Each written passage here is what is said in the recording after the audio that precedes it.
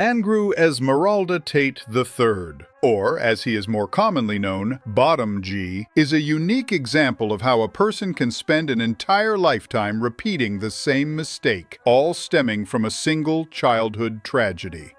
Tate's life follows a simple cycle: a problem, a distorted interpretation of that problem, failure caused by stubborn denial. This pattern destroyed his career as a fighter, as an internet celebrity, and as a supposed guru for young men. It all began in childhood, where, without exaggeration, a genuinely tragic story unfolded. According to accounts from Tate's early life, his father abandoned the family and continuously manipulated the emotions of his children. While Andrew's mother worked multiple jobs to support Andrew, Tristan, and their sister, their father pursued his own interests, gambled away money, accumulated debt, and then returned home with fabricated stories about his great victories. I have a saying, which is my most famous saying: my unmatched perspicacity coupled with sheer indefatigability makes me a feared opponent in any realm of human endeavor. And my father said that. My father was a world level chess player, and my father was the same. So he won a chess tournament, a low level one. My father was a world level chess player,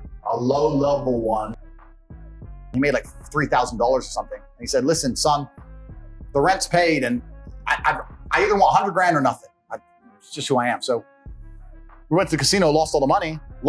So then we were in Detroit and we were hustling in a park. My dad was a chess park hustler. He'd go into the parks and he'd sit down and say, "You all get 10 minutes. I get a minute on the clock." And he'd play 10 games simultaneously while they all had 10 minutes each, and he'd have a minute. I went to the back, to the coolers. I opened to get a drink and I heard all this noise. And when I turned around, my dad was fighting 3 men. He had one of them up against the door, and he was biting his face. According to Andrew himself, his father's friends viewed him as almost a Superman. He supposedly spoke 4 languages, had connections with both the KGB and the CIA, and was so good at chess that he repeatedly defeated Grand Masters, the highest level a chess player can reach. However, there is no evidence to support any of this. Even his documented chess career does not reflect the stories Andrew's father told his children. He was simply an average chess player, and there is nothing shameful about that. What is shameful is inventing stories about your own level and achievements. Remember this part of the Tate family biography, because Andrew himself would later do the exact same thing, fabricating similar myths about his own kickboxing career once it was over. Whenever Andrew's mother challenged these lies, his father would throw tantrums, turn the children against her, and then disappear again. This is where the cycle of denial that still follows Andrew Tate today was formed. And honestly, it's hard not to feel some sympathy for him, because like many young boys, he idolized his father, modeled himself after him, and refused to acknowledge his father's deeply manipulative and toxic nature. Was your father present with you? No. But I don't think, but then this again. I'm just saying, as a psychotherapist, when somebody said that, you said that he wasn't present with you. That must have been. That didn't bother me at all. It didn't bother you? No. He had things to do.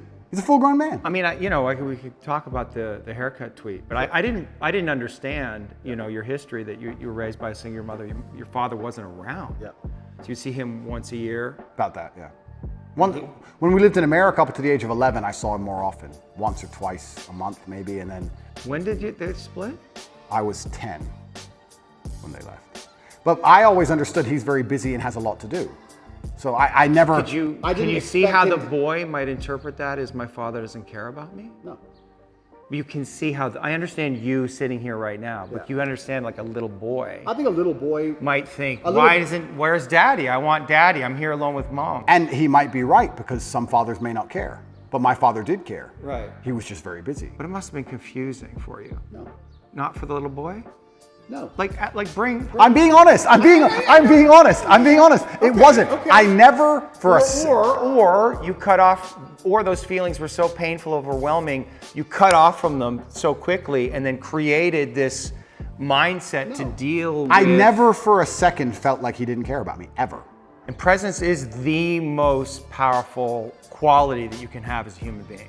And if you are not in touch with your feelings, if you disown them or you rationalize them in some way, you're not fully present. Completely agree. Right? So the reason we want to connect with the places we have fear or pain or sadness, right? Or anger, whatever it is, it's not to feel it and let ourselves be a slave to it. It's just to let it come into our conscious awareness to know what it is. There's information there, it's data. Now, it's super interesting you said that, because you're right. Because I wouldn't consider myself a present person. I am always thinking about what must be done.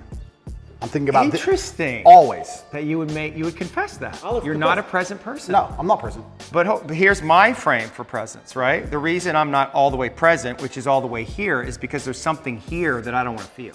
When his father told them he was a free man, living life on his own terms because he was a real man, what he actually meant was that he lacked the emotional strength to take responsibility for his family and children. Responsibility he repeatedly ran away from. When his father disappeared for long periods and was absent during moments when basic emotional support was needed, he framed it as building character and hardening them for life. In reality, he simply didn't care. Mentally, he was just as lost, a child trapped in denial. When Tate's father silenced their mother and used her as a tool to assert dominance, he told the children that this was how real men behaved, that no one could tell them what to do. In truth, he was terrified of confronting reality. Whenever their mother spoke uncomfortable truths, he fled the house. When his father returned home, he never explained his absences or told the truth about his failures. No matter how much he lied to himself, he was ashamed. Ashamed that in everything he attempted, he never achieved the success he wanted. Reaching those heights would have required accepting criticism, something he avoided just as much as responsibility. So instead of truth, he told exaggerated stories of greatness and triumph. At least at home, in front of his children, he could pretend to be someone impressive. Andrew and his brother were the only audience that never questioned these stories. They became the living proof of their father's lies. They wanted so badly to believe that the stories were real that they eventually began repeating them to their own audiences. And that is the real tragedy. As we can see, Andrew Tate absorbed nearly every trait of his father. It's unclear whether he consciously recognizes his father's lies and chooses to deny them, or whether he fully embraced them as a role model. To him, masculinity means avoiding responsibility. Parenting means asserting dominance over someone weaker. In Andrew's case, his audience of similarly lost young men. By feeding on their insecurity, he feels powerful, just as his father once did in his childhood. This is why he is so effective at manipulation, because in reality, he is manipulating his younger self. And when criticism inevitably arrives, it becomes just another excuse to run. Andrew invents stories about the Matrix, targeting him instead of accepting a metaphorical punch to the chin and trying to improve. But since Andrew has no chin to take that punch, improvement becomes impossible, so we won't blame him for that. This is the same reason he failed in chess, kickboxing, and influencer culture. At the critical moment, when real growth requires stepping up and doing difficult work, Tate chooses to quit and then lie about it afterward. He builds everything on deception, hoping that if enough people listen, the lie will eventually become the truth. In reality, he's constructing a skyscraper on a fragile foundation of lies, one that will inevitably collapse. And when it does, the fall will be so devastating that it will crush everyone involved.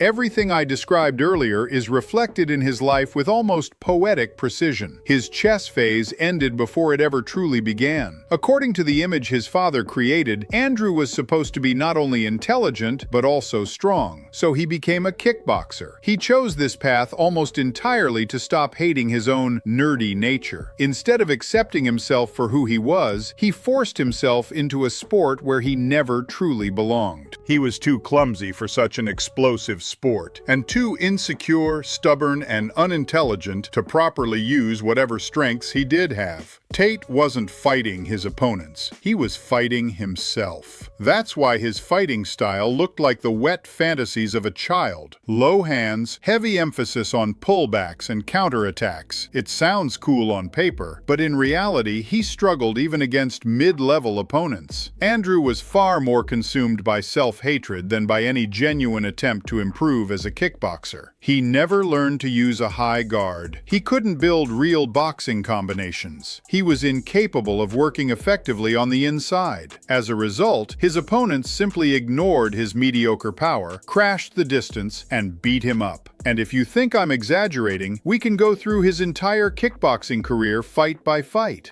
In 2005, Tate started practicing martial arts. In November 2008, Tate was ranked 7th best light heavyweight kickboxer in Britain by the International Sport Kickboxing Association, or ISKA. But this is where the problems start. It's hard to find all of Tate's fights. If you count only documented fights, then his record is 25-9. Even if you don't search for all the fights, but only title fights, many are still simply not available on the network. Let me remind you that we live in a time when the first title fight of Joe Louis against James J. Reddick, which took place in 1937, is in the public domain. There is even a version in color. However, anything can happen. Perhaps the records are really lost. So let's look at who he fought in title fights. After all, these are fights for the world title. The first attempt was successful. In 2009, Tate won by knockout in the 5th round and became the English champion of ISKA in cruiserweight. There's no information about the opponent he defeated, except for his name, Paul Randall. In the next fight, Andrew took another IKF British cruiserweight title. This time, more information about the opponent. This is Daniel Hughes, but nothing is known about his merits in kickboxing. The only mention of him is as a boxer. In this sport, he has a record of 12-3. In 2011, an attempt to take a third title was not successful. Tate was already the English ISKA champion, but wanted to take the vacant world title. This was prevented by Jean-Luc Benoit, a man about whom there is not much information, but all of it is polar. One resource says that Jean-Luc Benoit is a fighter with a record of 2-1. Out of 3 fights, 2 were against Andrew. The second resource says that at the moment his record is 31-13, although it's most likely the truth is in the middle. The rematch was organized immediately, where Tate won by knockout in the 8th round, after which a title drought set in for him. Andrew will lose 3 title fights. First, he lost a decision to Vincent Petitjean, a fighter with a blurred past. One resource says that his record to date is 2 wins, 2 losses. Another resource says that he has 60 wins and 5 losses. But the problem is that the same resource says that he's 190 centimeters tall. That is, he's as tall as Tate. You may have already noticed, but let's just say he is slightly lower than Andrew. In other words, you cannot trust this resource 100%. The second consecutive defeat in the title fight occurred in 2012 against a serious opponent, the Armenian Sahak Parparian. This is the first opponent in Tate's career, the level of which is not to be doubted. His record is 50-14. But most importantly, during his career, he managed to fight with really top opponents in the best promotions in the world. For example, he managed to defeat Jason Wilness at Glory, who will become the champion there in the future. But Sahak himself failed to win the title, as he lost in the final of the tournament to Alex Pereira. Tate's last title loss came the same year against Francis Gray, an opponent with a level below the previous one, but he managed to knock out Andrew with a knee. In 2013, Tate apparently changed his approach to fights and managed to revenge his defeat to Vincent Petitjean, for which he became the ISKA World Full Contact Light Cruiserweight Champion. Following him a year later, Andrew fought for the title against Wendell Roche, an unremarkable fighter who did not fight in serious leagues. His record seems to be 53-22, but finding his wins is many times harder than his losses. However, Andrew told his audience the victory over him was an incredible achievement, because he was the first to knock him out. Yes, this is true, but this achievement is not so impressive given the fact that Roche had almost 20 defeats at the time. This ended the title win streak. Young Ibrahim El Bustati managed to take the Infusion Live World Light Heavyweight title. But if you notice, wherever Tate talks about his kickboxing past, he always puts the emphasis on his ISKA titles. What is ISKA? How important is this league that Andrew constantly mentions it? ISKA, originally International Sport Karate Association, later also called the International Sport Kickboxing Association, is one of the international bodies regulating sport karate and kickboxing matches. ISKA is heavily influenced by karate. The pool of athletes competing in this very narrow fighting style is nowhere near that of boxing or kickboxing. These types of kickboxers typically do not do well in MMA. Because of that, Tate himself lost at the amateur level in MMA. Successful representatives of this style can be counted on the fingers of one hand. Michael Page and Raymond Daniels are now active. Most kickboxing and Muay Thai legends, top fighters or prospects have not even participated in ISKA events. These tournaments are rather semi-professional for those who could not get into the major leagues. For example, the same Raymond Daniels was repeatedly beaten in Glory, which is the main promotion in our time. Glory's level is so high that even Israel Adesanya failed to win the championship belt. Perhaps ISKA was a top league at the beginning of its existence and only got worse towards the end? The short answer is no. From the early 90s to the mid-2000s, K1 was the main kickboxing league. In those days, the best kickboxer was not called World Kickboxing Champion, but K1 Champion. The level of opposition was so high that even if you were eliminated in the first round of the tournament, you were still respected and considered the elite of kickboxing. As an example, the legendary Melvin Manhoff, who has never been a K1 champion, has his best result in the semifinals. But the very fact that he got there made him a legend in the eyes of the fans. Another K1 legend, Zambides. He was an ISKA belt holder in the 90s, but he was never a K1 champion. He was mostly eliminated in the quarterfinals. To make it clearer, in a few words, ISKA is something like a regional MMA promotion, similar to the Octagon League, or maybe even worse. You might ask, what's that? And I'd say, exactly. But who am I to give my opinion on a fighter? Let's ask multiple-time champions in kickboxing and MMA what they think about Tate as a fighter and about his career in general.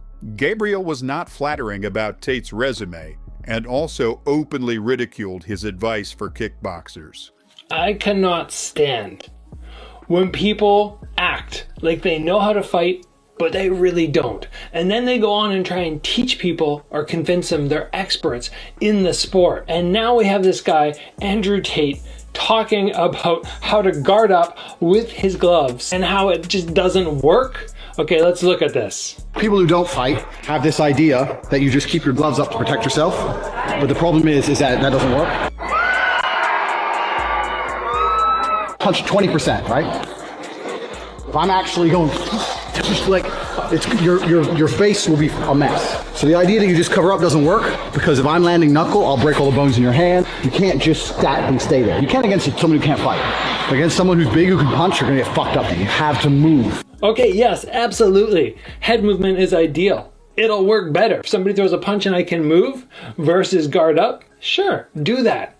But to say that this doesn't work, first of all, we're not fighting bare knuckle. If this is a bare knuckle fight, a street fight, then yes, things change up dramatically. But to talk about having a glove on, and if you hit somebody, you're gonna slam the knuckles against their head, you can break their knuckles, oh my gosh. And it says that this guy had something like 80 fights and only 9 losses. So little on YouTube, which is crazy, because if you legitimately have even 50 pro fights on any organization that's high level, your footage is out there. You go to YouTube and it's just gonna be scrolling and scrolling and scrolling, and you can find fight after fight after fight. This guy has so little that you can actually watch. And the one video which I did find of him actually competing in Infusion, which is a legit organization out of Europe, he gets KO'd so hard. But this Andrew Tate guy, if you were wondering, is he legit? Or is he just, so-so? He's so-so. He's not a bad fighter by any means, but he's definitely not a high-level pro fighter. He would get destroyed by any kickboxer who's half decent at his weight class within Glory or 1FC. Any of those guys are going to annihilate him. Now let's talk about more positive feedback about Andrew. Israel Adesanya, who has repeatedly spoken positively about Andrew and supported him publicly. He stated that he did not know about Tate at the time when he was an active kickboxer. There's a lot of talk, obviously, about your kickboxing career. There was some talk about other, opponents of yours who've come in, other kickboxers who've come in. One kickboxer who hasn't decided to go down the MMA route, still very famous, almost as famous as you, Andrew Tate. Have you been surprised to see the route he's gone down? Did you know him when he was around the kickboxing world? No, when he was kickboxing, no. There was just a time, maybe like a few months ago, before I got canceled. Can't cancel anyone. He just started to pop up on my Instagram and on my YouTube, and I was just like, who the fuck's this guy? This sounds doubly interesting considering the fact that Adesanya has nearly 100 kickboxing fights. He's had time to fight all over the world and under all kinds of rules. However, he didn't know about Tate's existence until he became an internet personality. This is important information since the world of kickboxing is not as big as MMA and boxing. Often local sports legends never make it to the mainstream media. But people who are passionate about this sport or are engaged in it at a professional level know about it. A striking example of popularity in a narrow circle is the drunk master Jean-Charles Skarbowski. Perhaps this name doesn't mean anything to you, but in the world of kickboxing and Muay Thai, he's known to everyone for his interesting personality and high-level skills. He even helped UFC legend Georges St-Pierre improve his skills in stand-up. However, maybe Tate's prime wasn't that impressive, but maybe his skills actually improve after retirement? After all, he himself says he's been training constantly, which allowed him to have 3 more fights after officially hanging up the gloves. Let's start in chronological order. So we'll see if Tate's form has improved, as well as whether the opposition has gotten better. Miralem Akhmedi versus Andrew Tate. What you're seeing is Andrew Tate's classic fight after retirement. The opponent is 2 times smaller and looks like someone's uncle who got lost on the way home. It's clear that he doesn't know what fighting is, but even he understands that constant pressing is key to defeating Tate. However, the kick that flew near his nose convinced him that there was no need to continue the fight. Julian Strigariu versus Andrew Tate. In this fight, we see more technique from Tate, only because the opponent decided not to give up from the first punch on the block. Let's ignore the size and physical shape of Julian. In general, you can ignore everything except one moment. Here, Andrew demonstrates a non-standard way of controlling distance. Tate measures the distance and simultaneously lures his opponent for a counterattack. Yes, he did it with his feet. In boxing, this technique is useless, but that's not the point. Tate has demonstrated that he can mask distance control and counterattack in a non-standard way. Now, let's talk about a more competitive fight where a debutant who physically is much smaller almost knocked out Andrew Tate. Cosmic Lingurar versus Andrew Tate. Even in his prime, Tate's style had one major gap. He always needed space to attack, and when you take it away from him, Andrew becomes helpless. This was understood by his opponent, Cosmic Lingurar. Despite the debut, he immediately, fearlessly decided to press Tate, thanks to which he rocked him in the first seconds. Andrew skillfully recovered in the clinch, but immediately made the same mistake. He again threw a push kick to create distance, for which he was immediately punished, but not as hard as at the beginning of the fight. Andrew was ready for the third same attack. He eats the right overhand twice. The third time he managed to dive under it. The young Cosmic Lingurar quickly realized that the overhand would not work, so in the next attack he focused on the left hook. He deliberately stepped in with a straight punch to put his feet wider for the hook. He hit hard, but connected not with his fist, but with his wrist. It's noticeable that these attacks took a lot of strength from the debutante. He does not skillfully spend his gas tank, unlike Andrew, who waited out the early storm. And he began to treat the opponent's body with kicks to completely knock out the remnants of cardio. Due to fatigue, the overhand attacks became too obvious, but it's amazing how the debutante simply outstrikes the four-time world champion. By mid-round, Cosmic's attacks had become very sloppy, with Tate skillfully timing his punches between his punches. Although Andrew counterattacked well, he painted himself into a corner. It's clear that Tate is also a little tired, although he masks it. Otherwise, how to explain that the kick with which he should have pushed the opponent pushed Andrew himself away? Therefore, he did not take advantage of the next unsuccessful attack of the opponent. As soon as Andrew notices that the guard stopped the enemy's attacks, which he says doesn't work, people who don't fight have this idea that you just keep your gloves up to protect yourself, but the problem is that he gained confidence and began to attack harder himself. The round ended in a powerful exchange. The beginning of the second round resembles the beginning of the first round. The opponent easily rushed Tate to the ropes. Andrew counterattacked the left hook. But Cosmic Lingurar did not bet on the hook, but on the overhand, which he definitely connected. However, with each attack, he slowed down more and more. This was facilitated by kicks to the body from Tate. By the middle of the round, the initiative passed into the hands of Andrew. But the surrender of the opponent still looks strange. Andrew has serious ring rust. His timing and control of the distance got worse, but the ability to spend energy and concentration brought him victory. In general, the organization of this fight is a very strange idea. Who allowed the debutante to fight with the four-time world champion, who has almost 100 fights under his belt? For a debutante with a supermarket's advertising on his back, Cosmic Lingurar did an excellent job. Everything mentioned above was reflected in his kickboxing career, and, as always, Tate chose to run into an entirely different world, rather than reflect or accept criticism. That's how he built his webcam model operation, essentially a digital labor farm that made him decent money at the time. But just like his father, Andrew needed an audience in front of which he could brag and exaggerate his exploits. So Tate began seriously running blogs, vlogs, and websites about himself. He taught people how to train. He taught people how to build webcam farms. He taught people how to kidnap others. He even recorded rap music.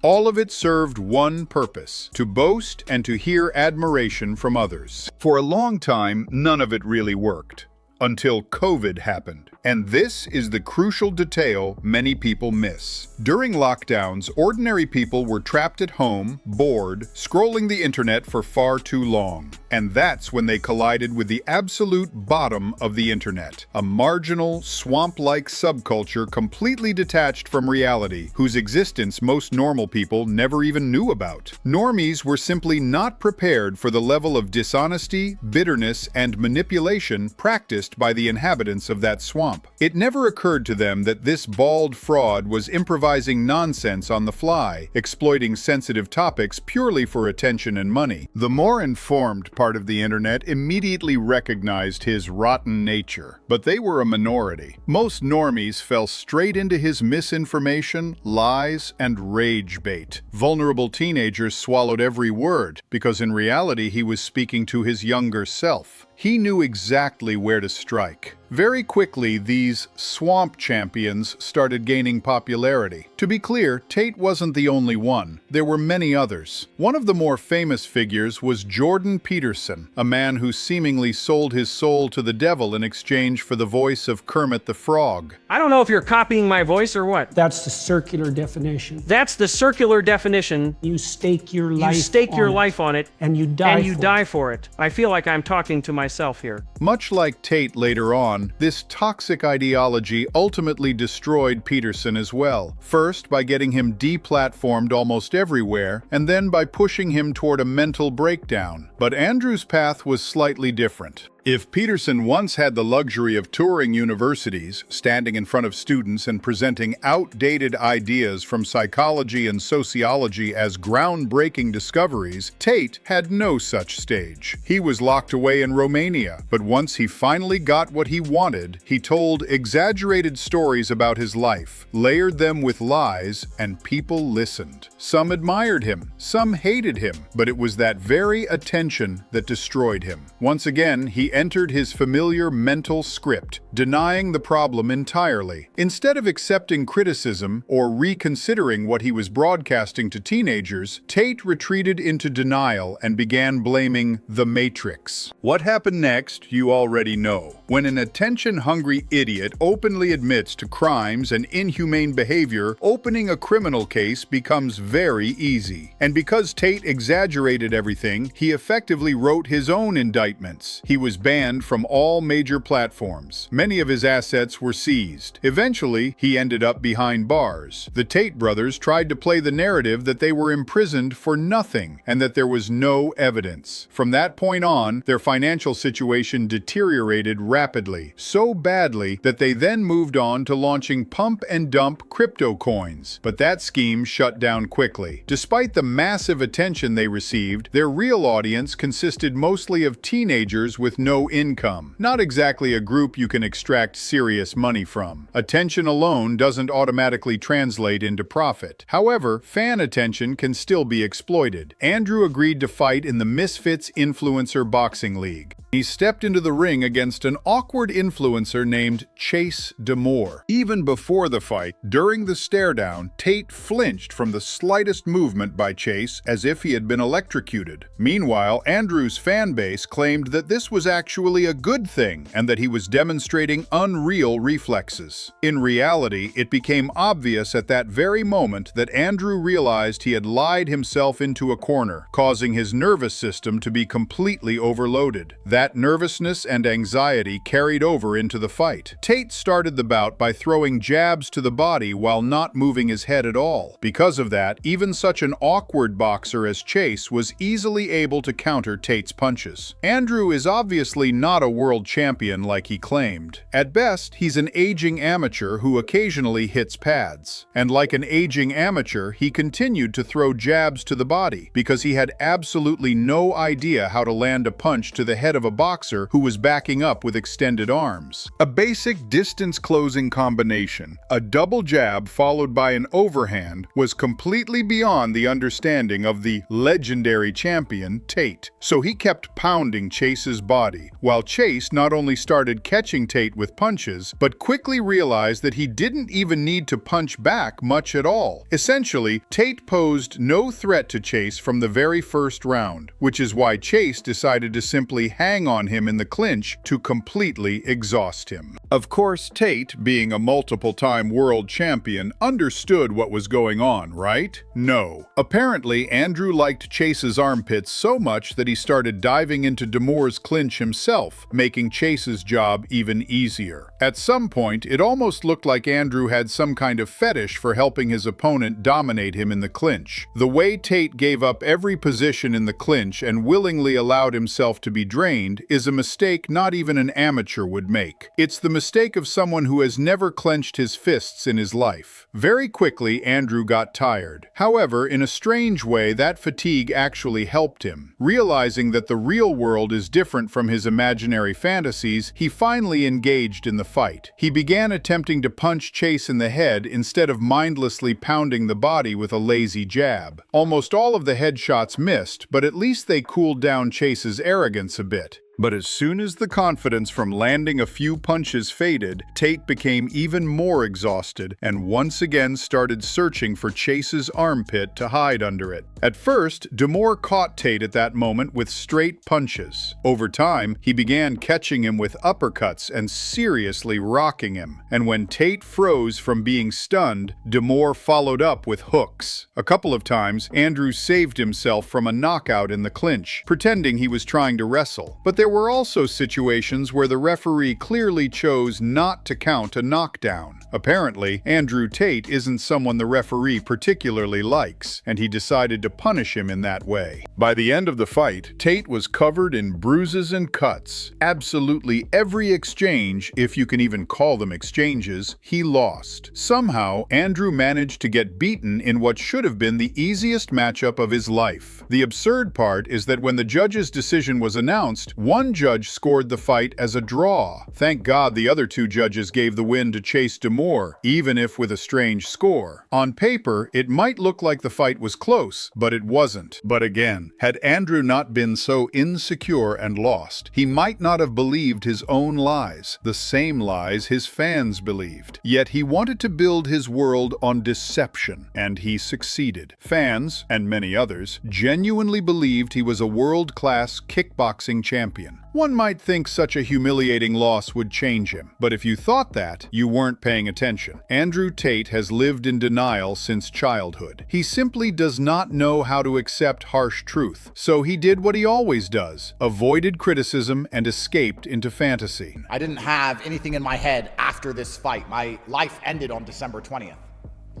Tate's going to tell us he didn't have to fight. He did it for us. Well, we'll thank him. We haven't laughed like that in a long time. And in the long story, in the extremely long book, which will be my life, this will be a very interesting chapter. The time was going to pass anyway, friends. I didn't have to do this fight camp, you know? I could have just said, no, I'm not doing any fight camps. I'm too old. I've been retired for too long. I'm just going to eat food and drive cars and party, be famous and be rich like every other guy. And this day would have come anyway, and I wouldn't have the fight camp story. But if you translate this yap fest into human language, it means things are going really badly for the Tate brothers. So bad that they're willing to risk their tough guy image and get into the ring for the money. The reason most people in that position don't take such big risks is because they're scared of being laughed at. Chase wasn't the only option. Tate could have fought former professional fighter Darren Till. The problem is, Till fights like this. As you can imagine, from just one punch by Darren, Andrew's uniquely shaped head would have been launched straight into the orbit of planet Nibiru. So, driven by fear of public humiliation, he chose the easiest opponent available. After that, Andrew decided to reinforce his point. If you are worried about other people's opinion of you, they already own you. They already control you if you are worried about what they are going to say or what they think about you. Translated from the language of a pathological liar and failed manipulator, this means Tate is extremely dependent on other people's opinions. Because of that, he lives isolated from the real world. And the first time he decided to interact with reality, he got hit so hard that now he's sitting in front of a Christmas tree making excuses. If you sit and say, I'm going to try this thing, and I know I'll succeed, and everybody is going to say good things about me. So to make sure that happens, I'm going to cheat, or I'm going to be underhanded. I'm going to do some sneaky shit, because I need these people to say good things about me. They already fucking own you. By the way, Tate cares so little about public opinion that he quietly removed world champion from his social media bio. So yes, there are still some remnants of shame left in this guy despite his denial. However, in his signature style, Andrew decided to reinforce the point once again. To make it clearer, I'll accompany his thoughts with footage from the fight. If you sit and say, I'm going to try this thing, and I know I'll succeed, and everybody is going to say good things about me. So to make sure that happens, I'm going to cheat, or I'm going to be underhanded. I'm going to do some sneaky shit, because I need these people to say good things about me. They already fucking own you. Yes, Andrew avoided clinch fighting, intentionally fell down to catch his breath, and used every survival tactic imaginable. And that's what's funny. Other boxers do these things in order to win. Andrew did them simply to avoid dying of exhaustion in the ring. This segment is beautiful on its own, because apparently Chase Demore's punches accelerated CTE in poor Tate. What kind of bitch would I be as a man if I sit at home and think, you know what, maybe I should take this fight? Yes, it's a big risk. Yes, he's younger than me. Yes, he's more active than me. Yes, he's heavier than me. Yes, he's taller than me. Yes, I might lose. He seriously called himself a bitch for accepting the fight with Chase. Or who knows, maybe it's a fraudulent slip. But jokes aside, credit where it's due. Andrew is a master gaslighter. Even though he stumbled and called himself a bitch, he still managed to sneak in some excuses. The opponent was younger, stronger, and bigger. But again, he could have fought at a lower weight class. And in general, Chase isn't even a boxer. He's an influencer. What does more active even mean? His last fight was against a guy who makes YouTube thumbnails. Is that really enough to defeat the legendary Tate? I don't care about people laughing at me. And I don't care if people mock me. Let me remind you, he removed the world champion title from his bio, and he wanted to pretend that he bet on his own loss. A win is forever, and a loss is temporary. That's why Chase Demore will forever be remembered as the man who, without knowing how to box, easily defeated Andrew Tate. I don't even know, I've not yet had time to process why he beat me. Don't worry, Andrew. The channel has a full breakdown of your loss and your entire career. You can thoroughly familiarize yourself with your flaws: the lack of a proper jab, the absence of combination work, low fight IQ, which prevents you from adapting to win and only allows you to adapt to survive, and much more. I got tired after the second round, and I don't know why. A very bold statement, considering that he was visibly exhausted after the first minute of the fight. And answering the question, why? There are many reasons, most of which Tate himself has mentioned before. He eats junk food, constantly smokes, drinks, and has no proper sleep schedule, which prevents his body from recovering. Yes, it's his business. He can live the way he wants. But the thing is that he tells teenagers that there are no problems with this lifestyle. And let's be honest, he's obviously using banned substances to maintain the appearance of a jacked worm. But that's just visual camouflage. No amount of PEDs will teach your body how to work for an extended time in the ring. Performance enhancers can boost cardio, but they can't create it out of nothing. But Tate's great mind didn't think about that. Without PEDs, his warrior spirit would last about 30 seconds. Now it lasts a whole minute. The first and second round, he couldn't touch me. Here, Andrew claims that he won the first 2 rounds and then got tired. But let's start with those first 2 rounds, because everything he said is a lie. Andrew did not win the first 2 rounds. It's just that compared to rounds 3, 4, 5, and 6, where he was outright humiliated, in the early rounds he was merely beaten, not embarrassed. That contrast convinced him that he was winning. But let's move from words to facts. Let's count the punches and analyze ring control. From the very first seconds of the fight, we see the classic LGBTQ+ supportive stance of the bottom G Tate. Andrew throws a feint just to expertly miss a jab right after. Realizing hitting the head is hard, Tate throws a body jab, but misses again. Tate tries to take the fight with his favorite blitzkrieg tactic, but misses absolutely every punch. It looks like he was trying not to hit, but to shoo bees off Chase's face, which he succeeded at, because as we see, there are no bees in front of Demore.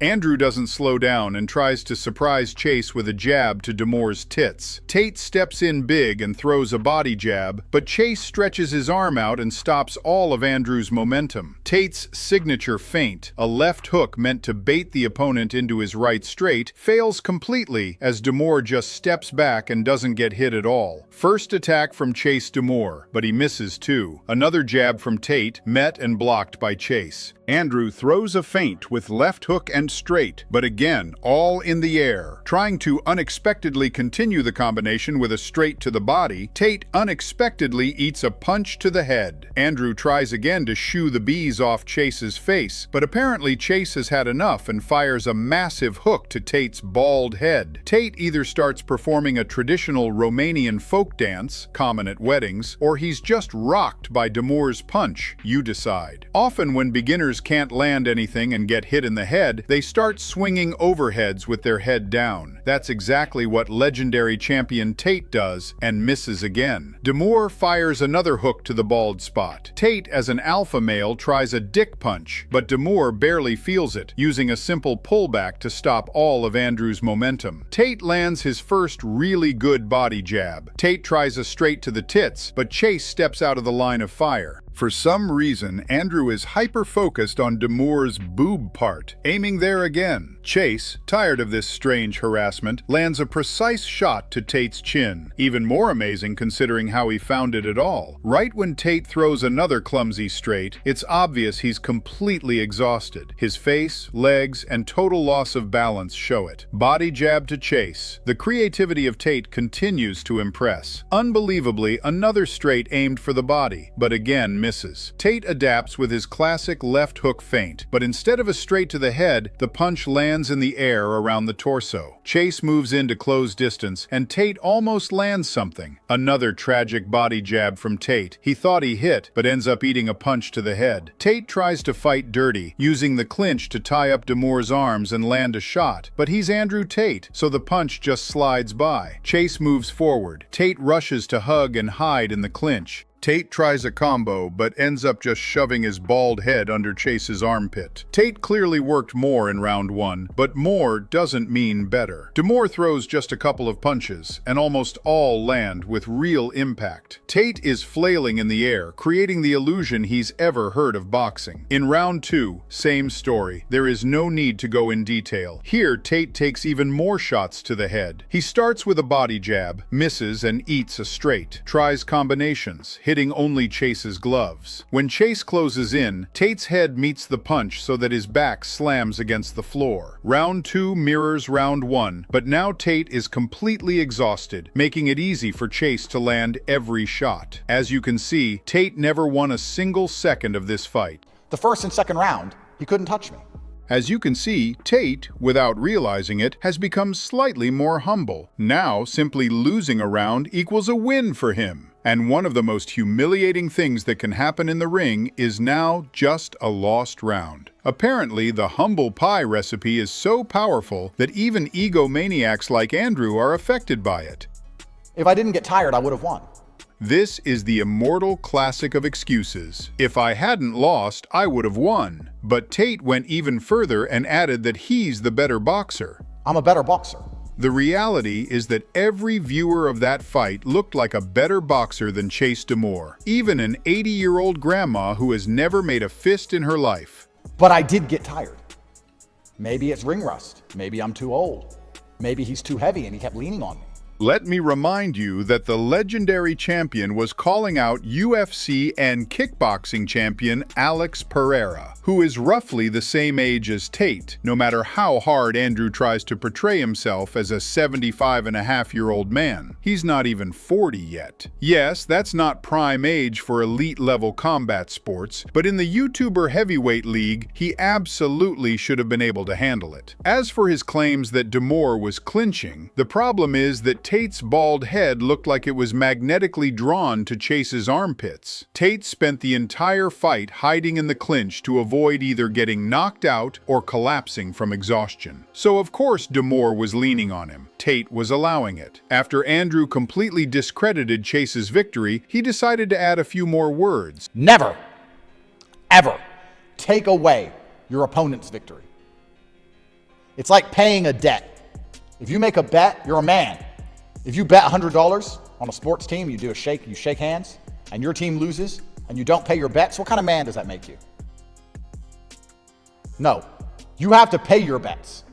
The karmic forces in the universe does not and will not ever like or reward a man who doesn't pay his bets. And that's exactly why karma is currently dunking on Andrew Tate. If I want to get spiritual about all of this,